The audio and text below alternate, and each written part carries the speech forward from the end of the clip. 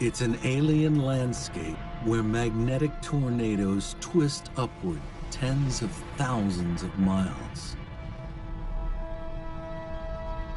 Mysterious dark spots, large enough to engulf the Earth, ebb and flow. And violent eruptions shoot tons of charged particles into space at speeds of over 2 million miles per hour. This is not some strange world on the other side of the galaxy. This is our sun. And now, new technologies are allowing us to see it like never before. Satellites are giving investigators new insights into centuries-old mysteries. Whoa, did you see that? Boom, there goes a flare. That is really a quantum leap in solar physics. A continuous eye on the sun. How does our sun work? Where does its power come from? And how can its inner workings impact us some 93 million miles away? Finding answers has a new urgency. Before the expert by about 16 and the bigger hit. The bigger hit. Our sun has a dark side. It's violent storms capable of taking down the electrical grids that power our daily lives. Repair could take weeks, months, and even in a worst-case scenario, up to 10 years for a full recovery. If you can imagine a world without electricity, you're really going back in time. Now, join scientists on a quest to understand the secrets of the sun. Dive deep into its core and ride out its spectacular storms. Right now, on this Nova National Geographic special.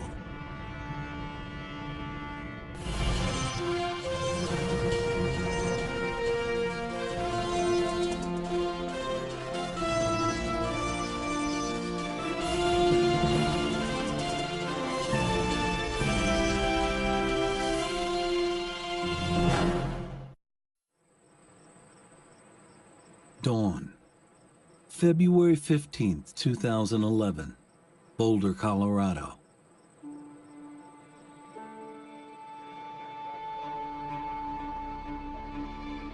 The team at the National Space Weather Prediction Center begins its day as it usually does, carefully watching the surface of the sun. Okay, a 10 centimeter came in today. Although 93 million miles away, forces here can impact Earth in surprising and destructive ways. For the smaller, The M6. for the M6, you see this, the very first one is the M6. Today, after years of relative calm, a satellite detects something. A dramatic explosion on the sun's surface.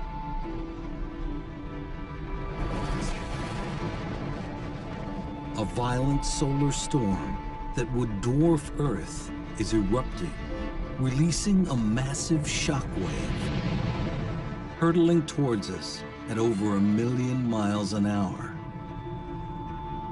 Right now, no one is sure what to expect. But I think that the M6 is going to get here. We have to determine when that thing is going to impact Earth's magnetic field. 8 hours. It's going to be sometime tomorrow, perhaps later in the morning, later at night. That's exactly what we're trying to determine.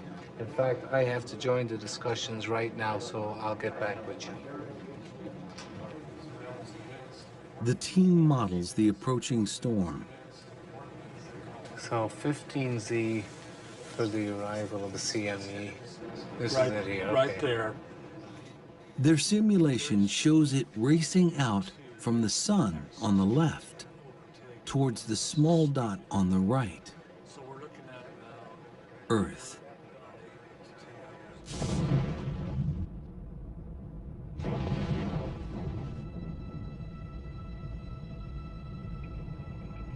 The solar storm carries a 1-2 punch. First is a solar flare, releasing an outburst of X-rays that can reach Earth within minutes. The second, more ominous threat arrives a few days later, a phenomenon called a coronal mass ejection, or CME. It's a wave of billions of tons of electrically charged particles, seen here in this repeating image as it ripples away from the eye of the storm. Together, they could hit like a cosmic tsunami.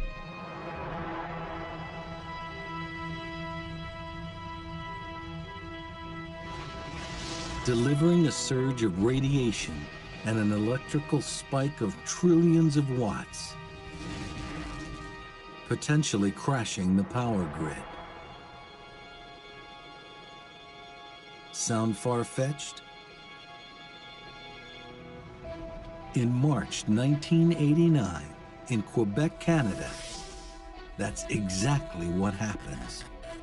One by one, power stations crash, disabled by the overwhelming power surge caused by a CME wave. In less than 2 minutes, 6 million people are left without power.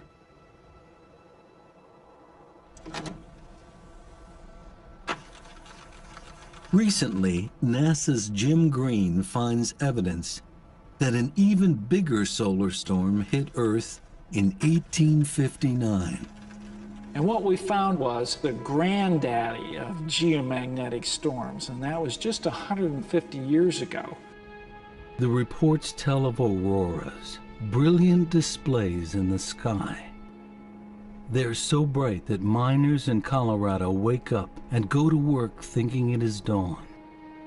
Other reports tell of a more harmful impact on the lone electrical system of the day, the telegraph. One, for instance, because of the induced current on their system, overheated the battery and started a fire, nearly burnt down the telegraph office. Another operator was burnt so badly he ended up into the hospital. Green uncovers numerous reports of auroras seen not only across the United States, but around the world. The evidence is clear. Earth was struck by a superstorm in 1859, the result of 2 massive CME waves. Those 2 storms were not only enormous, but they happened one right after the other. No one alive has seen anything like it. If we had a geomagnetic storm of that intensity today, the National Academy suggested that the impact on critical infrastructure could be catastrophic. And the big concern is the electric power grid. The massive electrical surge from a CME wave could overload power lines and melt transformers, blacking out entire cities. Repair could take weeks, months, and even in a worst-case scenario, the National Academy suggested up to 10 years for a full recovery. If that occurred, if you can imagine a world without electricity, you're really going back in time. It's not just the power grid that's at risk. More and more, we rely on technology that could be affected by the sun. Global positioning satellites, long-distance communications, airplane tracking, astronauts in space. Roger, how does it look? So there's an urgency in understanding what it is that the sun is doing, what's it going to do next, and how can we prepare for that and respond to it. Worried or not worried? Well, I would be just a little bit worried, given yeah, concern right now. We'll be watching and monitoring it very closely here in the coming days.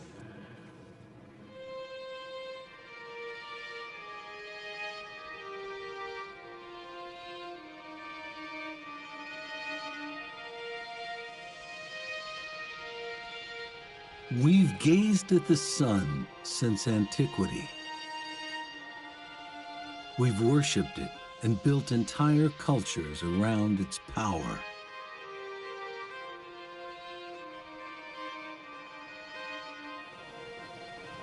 We marvel when it's eclipsed during the day.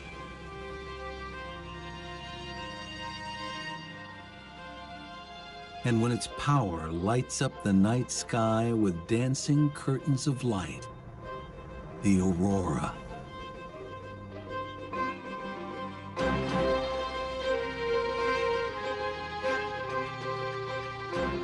Its power and size are awesome. It is so huge, 1,000,000 Earths could fit inside it. Temperatures at its core soar to 27 million degrees Fahrenheit. It's been shining for over 4 billion years, and will do so for at least 4 billion more. Yet for something that has such an overwhelming influence on our lives, the sun is mysterious. How does the energy generated in its core reach us as sunlight? What processes are at work inside the sun? How do these powerful inner workings generate explosive solar storms? These are some of the mysteries scientists must understand to protect us from the sun's darker side. The sun can really surprise us. The sun is elusive, Crazy, Complicated. crazy, Incredibly dynamic. crazy. With explosive potential. The key to that explosive behavior lies deep beneath the sun's blinding surface.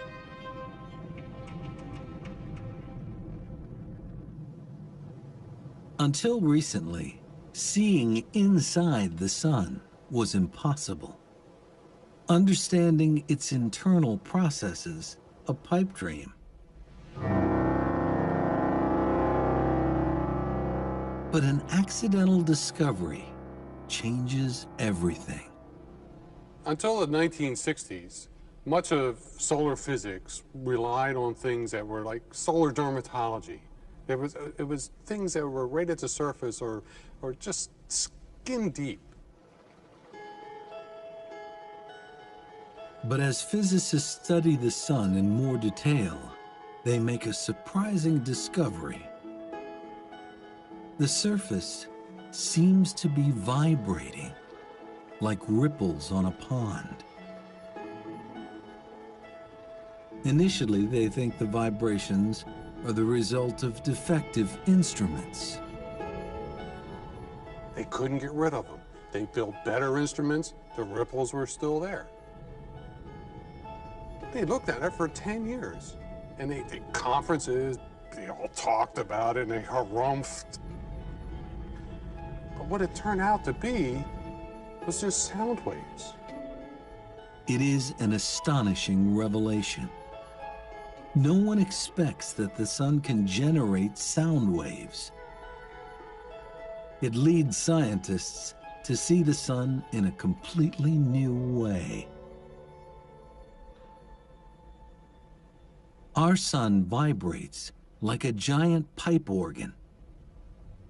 But instead of air producing the notes, churning gases deep inside send sound waves rippling through its interior.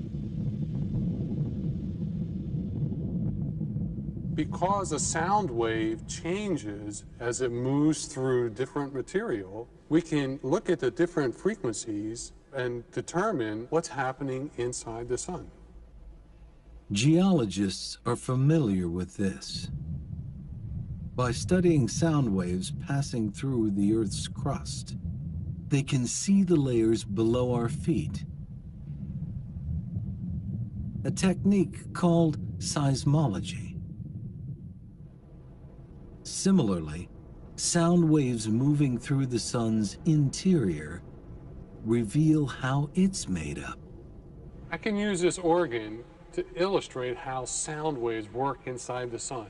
For example, if I hit this low note, it comes from under these big pipes, big deep sound. And on the sun, that corresponds to a wave that goes very deep into the sun and brings back the information from deep down in the sun. If I turn to a high note, it comes from a much shorter pipe, and on the sun, that's telling us information about very close to the surface of the sun, not very deep at all into the sun.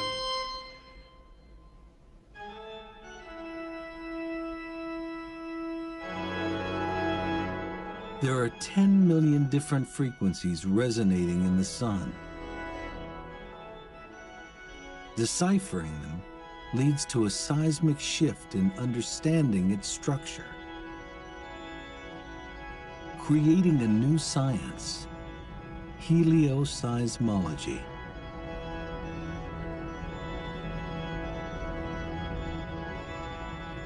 Once the helioseismology came along, we could not only see what the surface was, but we could actually tell what the physical processes were underneath. So by looking inside, we can actually see what the sun is doing. It is a powerful tool to see beneath the sun's surface.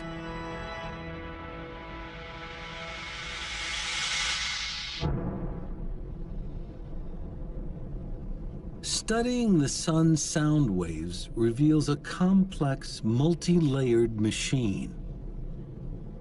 Directly beneath its blazing surface is a zone of perpetual churning.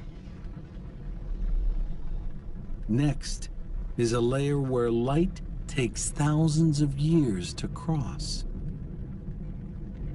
At the center is the sun's core. It's the smallest region, but it's over 25 times the diameter of Earth. This is the powerhouse of our star. Everything we experience on Earth, sunlight, heat, and the effects of solar storms, starts here.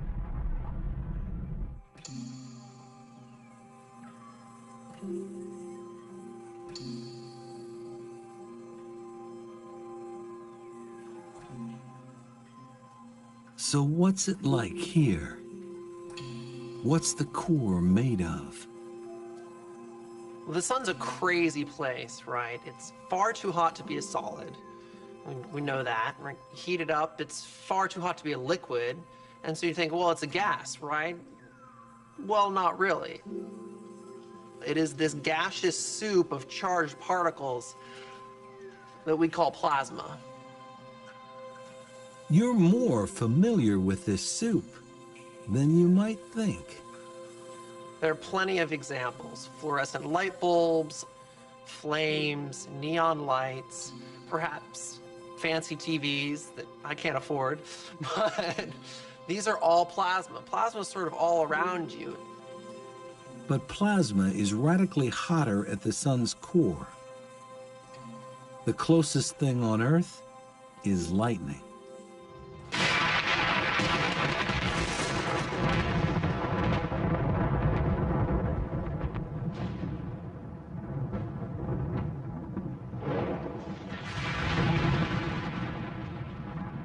During thunderstorms, electric charges build up, creating lightning bolts that reach tens of thousands of degrees. That's pretty hot, but it's nowhere near as hot is in the core of the sun. So if you were to travel into the core of the sun, the plasma would be 15 million degrees. As the sun formed, hydrogen gas at its heart was crushed under the weight of the material above.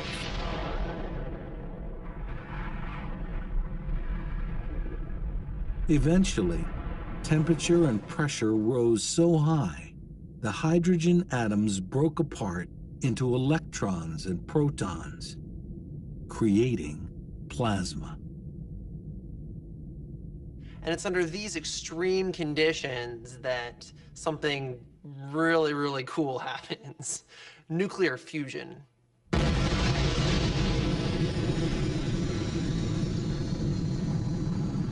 It's the same atomic process inside the hydrogen bomb.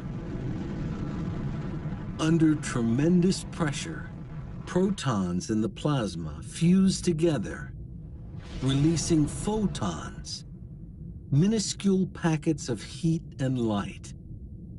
An unimaginable number of photons are made every second, generating the sun's incredible power, some of which reaches us as sunlight.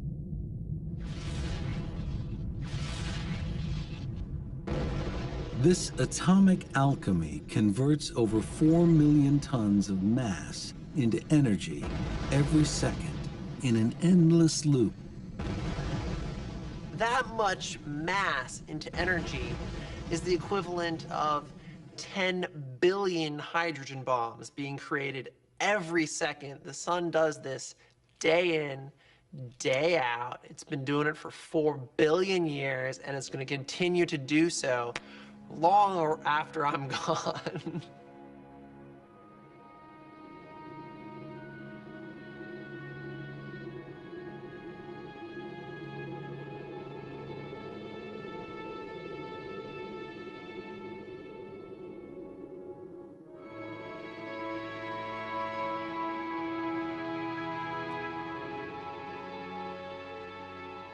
The energy of billions of bombs is released in the core every second.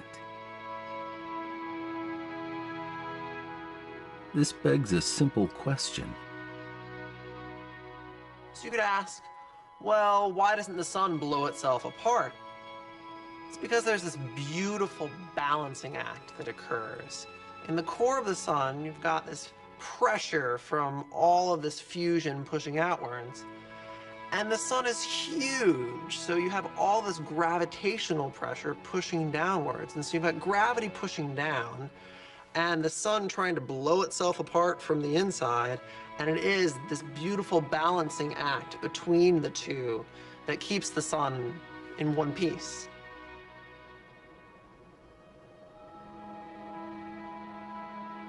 This light, born at the core, reaches us after a remarkable journey.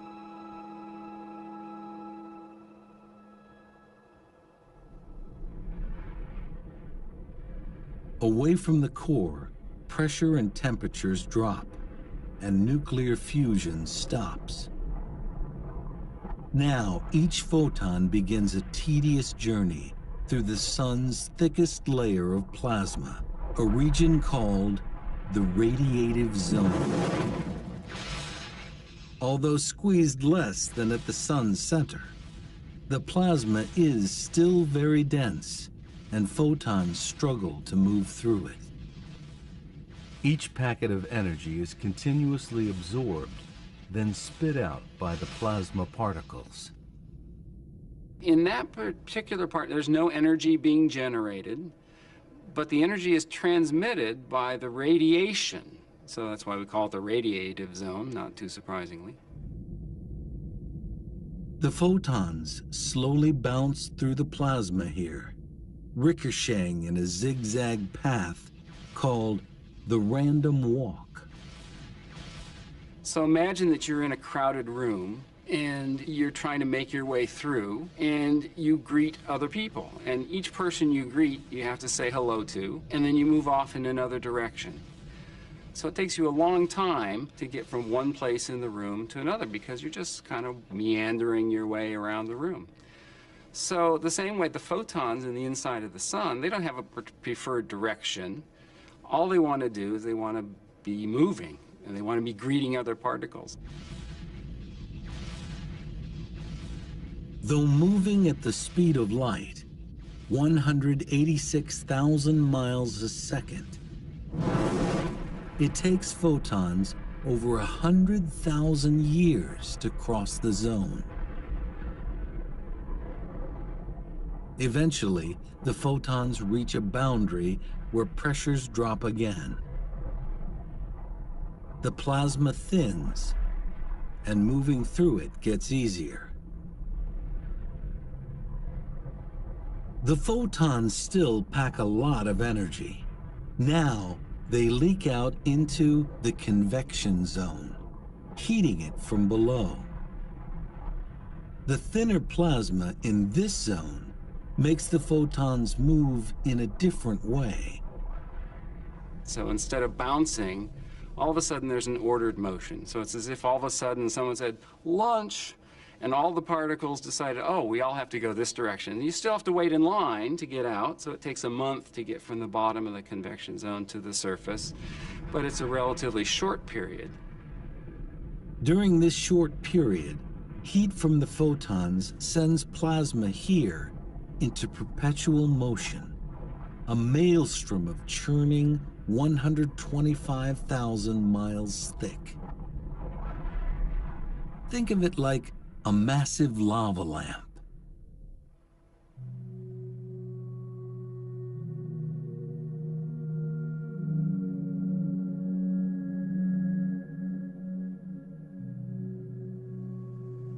There's heat that enters at the bottom from the light bulb.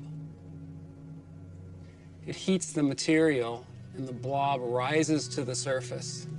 When it gets to the top, it cools off. And when it cools, it gets more dense and falls back down.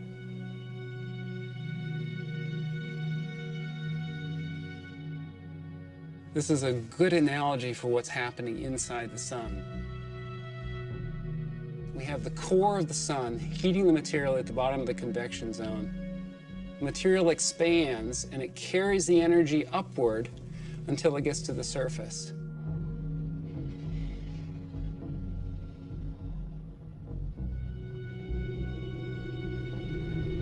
These incredible images reveal convection at the sun's surface, rising and sinking plasma that creates a mesmerizing structure called granulation.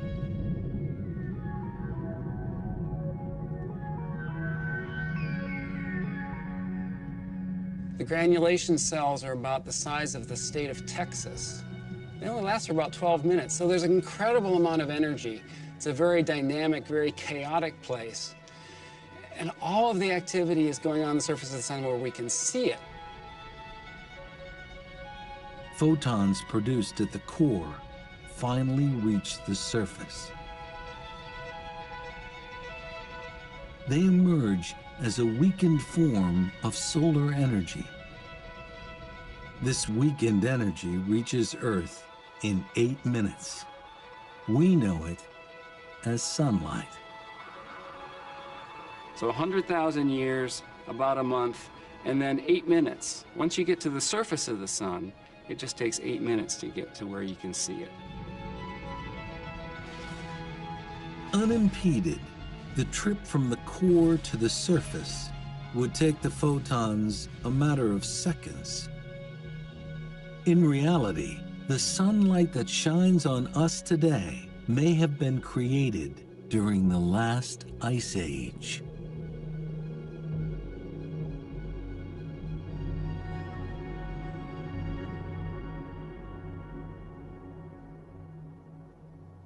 Energy reaching the sun's surface doesn't just result in sunlight. It can also trigger solar storms. Understanding the sun's destructive power requires 24-hour precision surveillance, something that, until recently, was impossible to achieve. 5, 4. Go for main engine start. 3, 2, 1, 0. And ignition and liftoff of the Atlas V with the Solar Dynamics Observatory. February 2010. NASA launches its most sophisticated solar satellite yet.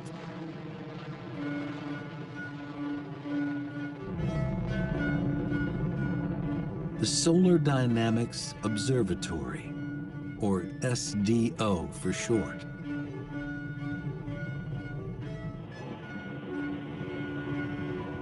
Way up on Mach 1. SDO is the first satellite to deliver almost continuous, super high resolution coverage of our nearest star, giving researchers unprecedented access to the sun and its secrets. The first day was very exciting. We knew we were going to open our doors that actually let the sunlight into the instrument for the first time.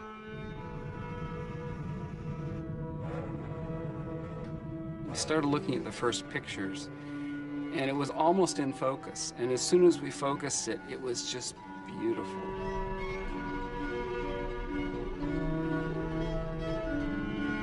The new images reveal the sun like never before. An alien landscape where strange structures ebb and flow. Giant tornadoes, hundreds of thousands of miles high, that could easily engulf the Earth.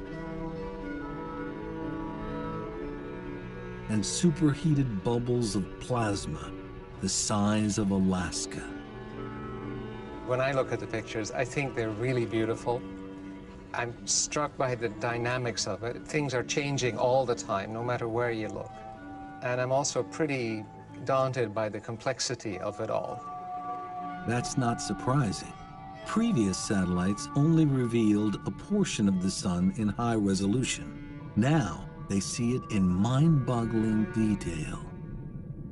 Now, in order to look at the Solar Dynamics Observatory images that we're bringing in every day, we've built this very special wall, which is 9 high-definition television screens together that can display these images, so that the instrument and the display system together are an entirely new way of looking at the sun. We can see all the details of what is going on, and that is really a quantum leap in solar physics. Being able to see all of that all the time, a continuous eye on the sun.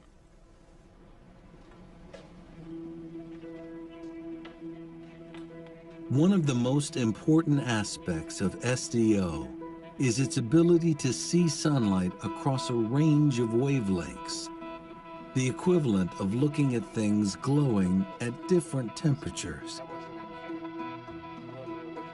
Our eyes are most sensitive to sunlight glowing at around 10,000 degrees Fahrenheit. At this temperature, the sun's surface looks almost featureless. But at hotter wavelengths, normally invisible, a far more dynamic picture emerges.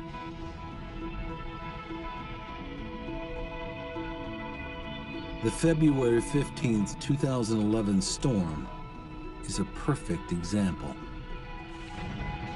In this repeating image, at around 90,000 degrees Fahrenheit, SDO captures just a ghostly trace of the CME wave.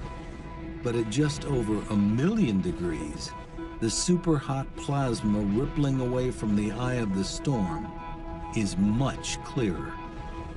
This allows researchers to see coronal mass ejection waves evolving across the entire sun.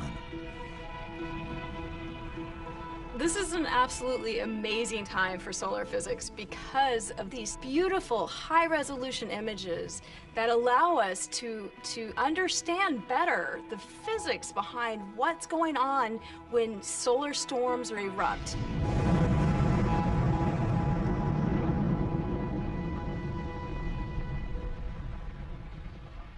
that one last foot. Look at this one. Back at the National Space Weather Prediction Center, That's the M1 here. Bill Murtaugh tracks the storm's CME wave. It carries 1 billion tons of plasma and is now only about 20 hours from Earth. We're bringing it in mid to late on the 17th into the 18th. What they see is alarming. Well, there's actually 3 CMEs that we're looking at. So we bumped up some numbers for late tomorrow. Yeah. It's not a single CME wave, but 1, 2, 3 of them. We won't call it the perfect storm yet or anything, but conditions are lining up for some significant space weather. Their models show trajectory and speed, but the big unknown for Murtaugh is how powerful the waves will be when they hit.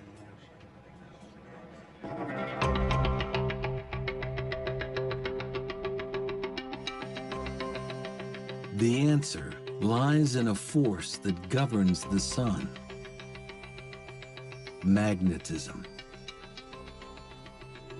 We're all familiar with magnets. They produce an invisible force that pushes and pulls on charged particles. In fact, Earth has a magnetic field that protects us against threats from the sun.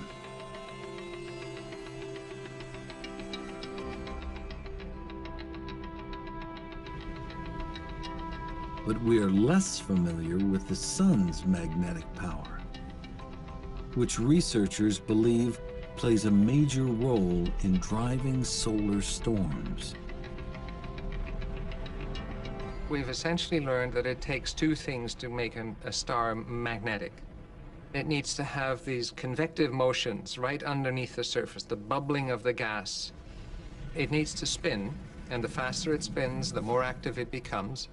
And wherever those 2 things, the bubbling and the spinning, can interact, that's where we see the strongest magnetic activity in stars.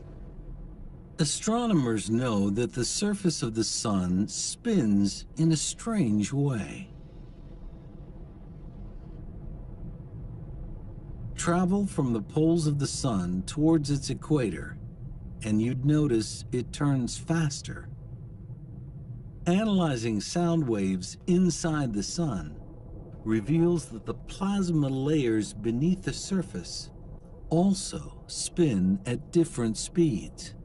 That's because they act like fluid, which gets denser towards the core. The interior of the sun is a place of spectacular turmoil. Turmoil that's the key to the sun's magnetism. The motions there, the convection, the differential rotation, the motion from equator to pole, are driving a new force. They're driving a magnetic field. There's a dynamo at work here, a dynamo that's generating a force that we actually experience here on the Earth.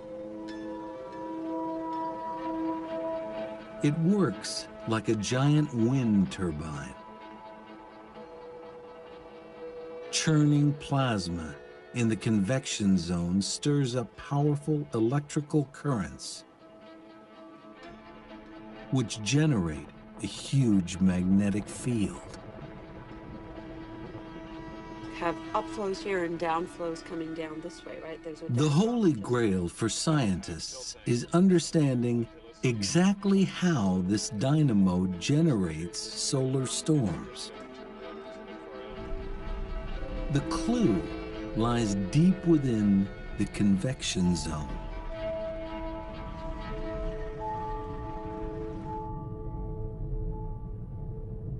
Magnetic field lines normally run from pole to pole. But with all the turmoil in the convection zone, that pattern can't last. Rotating layers stretch them horizontally. Convection twists and braids them. Under immense strain, they begin to kink upwards towards the surface. Imagine this spring is a magnetic field line. The magnetic field inside the sun is amplified, is strengthened by the rotating motions and the shearing motions and the churning motions inside the sun. It wants to expand upwards, and it does, until it pokes out through the surface of the sun. Tracking invisible field lines is normally impossible. But plasma plays a critical role. Even though the magnetic field lines themselves are invisible, the plasma, which is heated and hot, can light up along these paths. In maybe the same way, you could think of a highway, and at night you wouldn't see the highway at all, but with the cars with their headlights on, you'd see the path of the highway. Watching field lines is critical to understanding solar storms.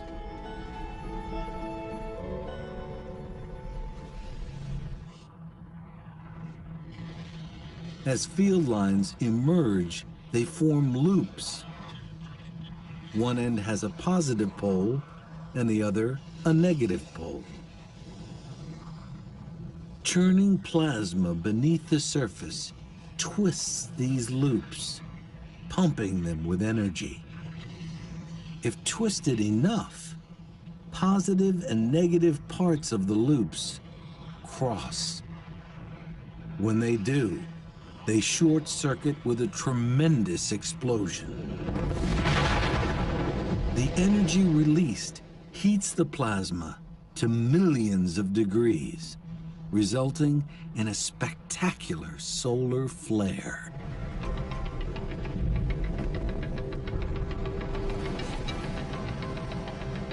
It's the final dramatic stage of a very long journey. Photons formed in the core make their way to the surface. Some pass directly into space as sunlight. But in the process, that surging energy disturbs the convection zone, generating a magnetic field. The field lines wind up to the point that it explodes in a solar flare.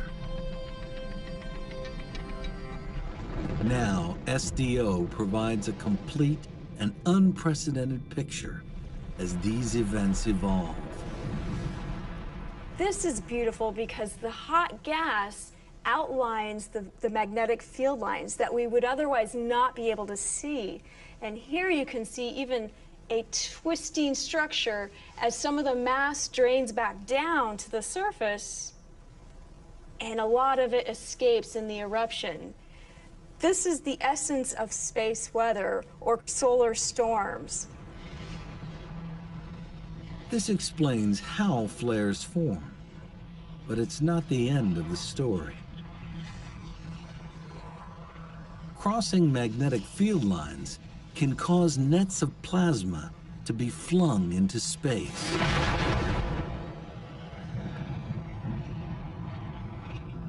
This is a coronal mass ejection, a CME wave.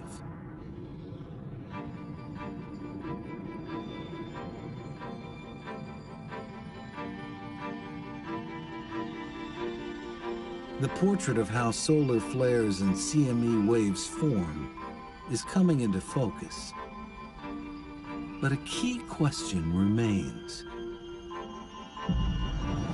CME waves can travel 93 million miles to Earth in a matter of hours.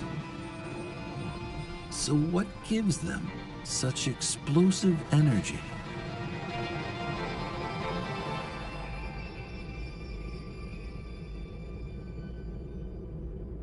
Part of the answer is hidden here in the sun's atmosphere, the corona.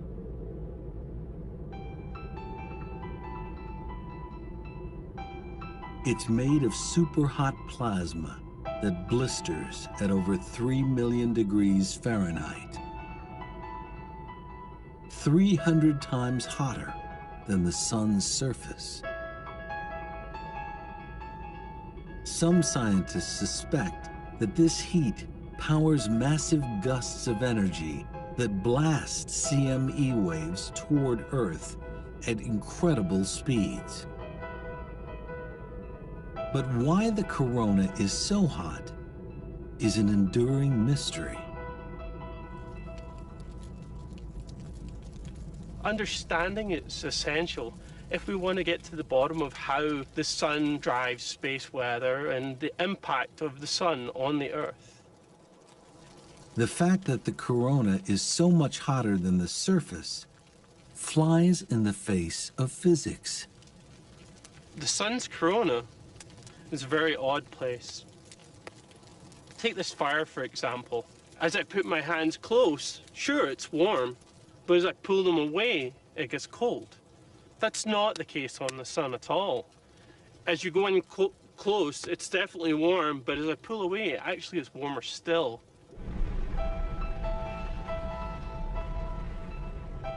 Recently, Japanese investigators observe high-velocity jets of plasma shooting up from the near surface. McIntosh suspects these jets deliver heat to the corona, but he doesn't have a way to confirm it visually until he turns to SDO for help. Lo and behold, we actually managed to join the dots and see, yeah, these objects that we could see moving out of the lower atmosphere at high speeds, kind of like these licks of flame, really were reaching a couple of million degrees. It was really a tumultuous moment. We kind of looked at each other and said, wow, what have we just done? They've shown that the plasma jets accelerating upwards from near the sun's surface generate tremendous heat. As a result, temperatures in the corona soar to 3.5 million degrees. If confirmed, it represents a huge leap forward in understanding CME behavior.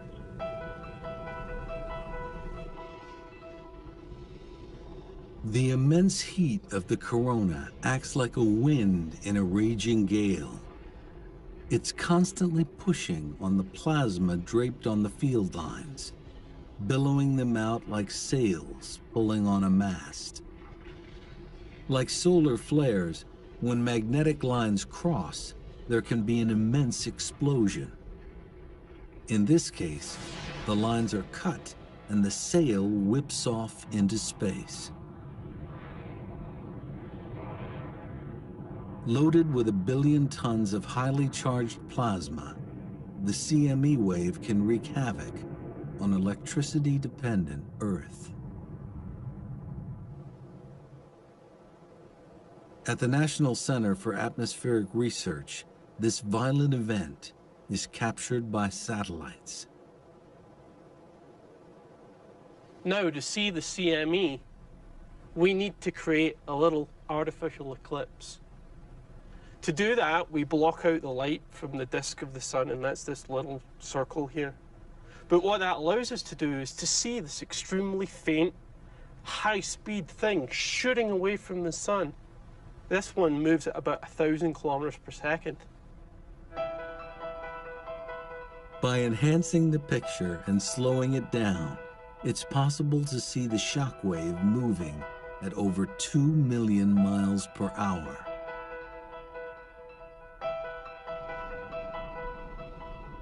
Though we have a better understanding of what causes solar storms and how they reach us, there is still a final pressing problem. Trying to predict when solar storms are going to occur on the sun really requires a lot of detective work. Basically, we're looking for clues and observations to tell us when potential storms might occur.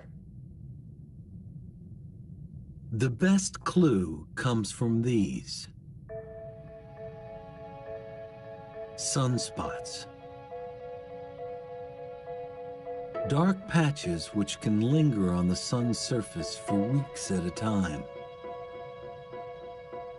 A sunspot is a massive region, several times the size of the Earth, which appears on the sun as a dark spot. It's dark because it's relatively cool compared to its surroundings.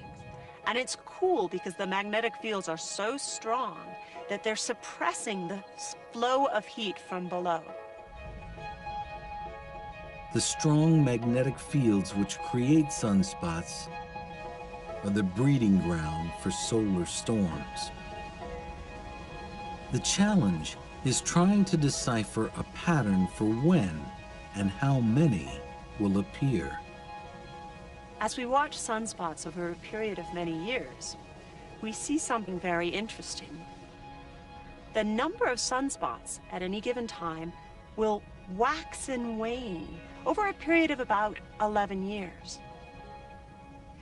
And since we now know that sunspots are associated with strong magnetic fields, this tells us that the sun's magnetic fields are likewise going through a cycle. The constant churning and twisting inside the sun creates a powerful dynamo, the biggest electrical generator in the solar system. The magnetic field lines it produces get so wound up that roughly every 11 years, the magnetic poles of the sun reverse. After that, calmer magnetic activity prevails and fewer sunspots form, a period called solar minimum. But because of the sun's turbulent nature, the field gradually winds up again. As it does, magnetic outbursts are far more common, a period called solar maximum. The solar cycle actually determines the personality of the sun. During solar maximum, it can get very angry and it can throw off solar storms that are sometimes directed at the Earth. And during solar minimum, it becomes much more subdued. There aren't as many sunspots, there aren't as many solar storms occurring.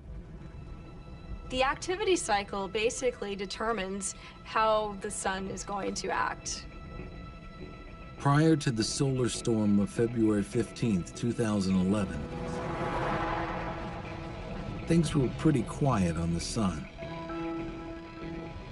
But that outburst marks an ominous turning point. The sun's magnetic activity is winding up again as it heads towards solar max. Just a few days ago, Bill Murtaugh and the team at the Space Weather Prediction Center witnessed the turn. Arrival of the X2 and the M6, if it comes in with any geoeffectiveness, between 12 and 1800. So that's what we're seeing. It's now time to let the world know what it might expect. Nothing higher. In the next couple of minutes here, we're going to have to make a decision and make the prediction that this coronal mass ejection is going to arrive at whatever time tomorrow, and the geomagnetic storm will ensue, of course, once it arrives. With the event we had...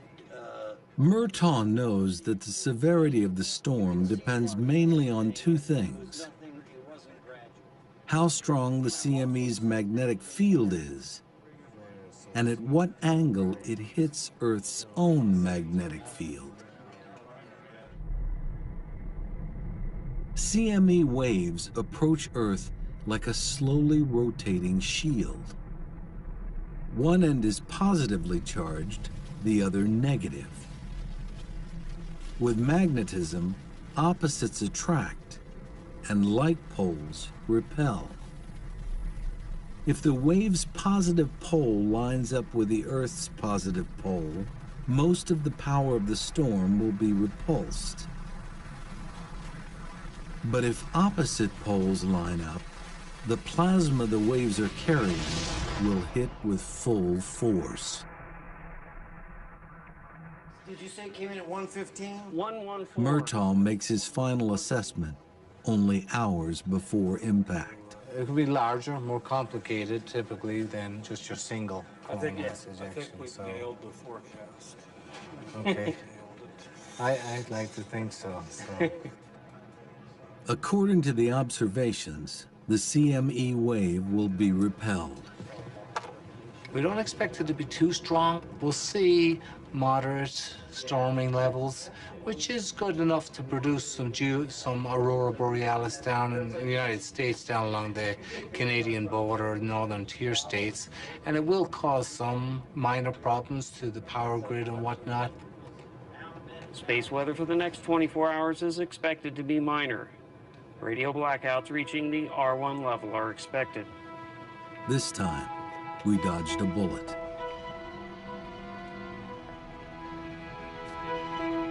But disturbing evidence suggests the Earth will not always be so lucky.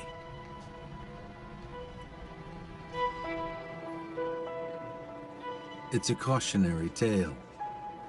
NASA's Jim Green discovered it while researching a book on the American Civil War at the Library of Congress.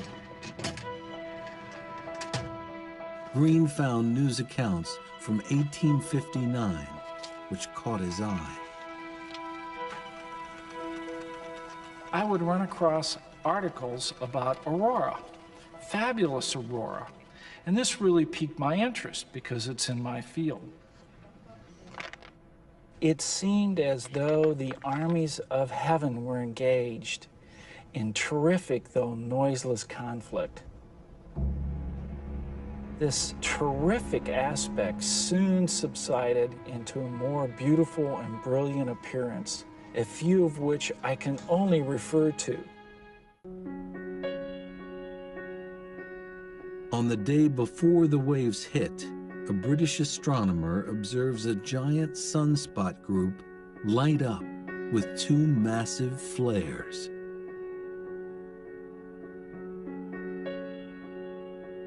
The second CME wave hit 18 hours later, allowing Green to calculate its speed, 5 million miles an hour, plowing into Earth at almost 4 times the speed of the February 15, 2011 CME waves. Using the various reports, Green is able to reconstruct the 1859 storm.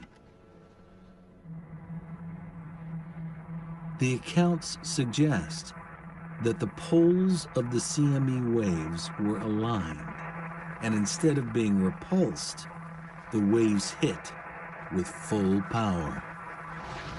The charged particles funnel down into the atmosphere, electrifying it like a giant neon sign, producing dazzling aurora displays. The storm is so intense, Earth's magnetic field all but collapses. Millions of tons of plasma spill towards the equator, and a powerful electric surge pulses over the globe. For the largely pre-electrified world, the moment passes with minimal damage. That might not be the case today. It has the potential of knocking out power grids. And if it burns out transformers that are hard to replace, we may be without electricity in many areas for a very long period of time. There's only a few places that make these 125 kilovolt transformers. It takes several months to make them. And if you burn out half of them, we're going to be shooting squirrels and chopping wood out the backyard for a long period of time just to survive.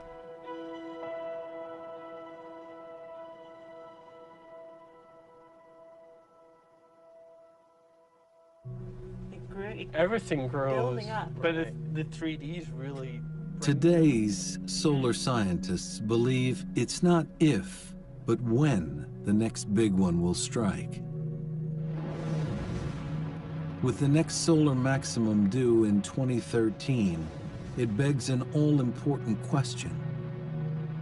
Can we predict when the next solar storm will hit?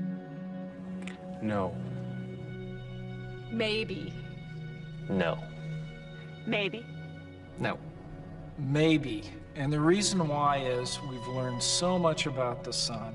We're getting better at it, but we have a long way to go. And the more we look at some of these historic events, the more we get a deeper appreciation for what we need to know.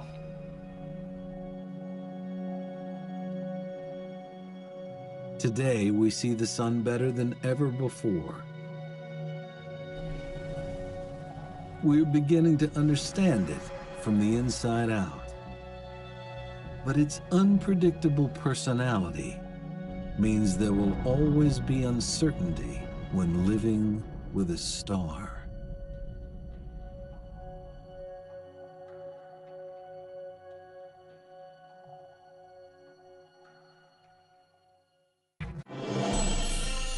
Hi, I'm Yul Kwan from the new PBS series, America Revealed.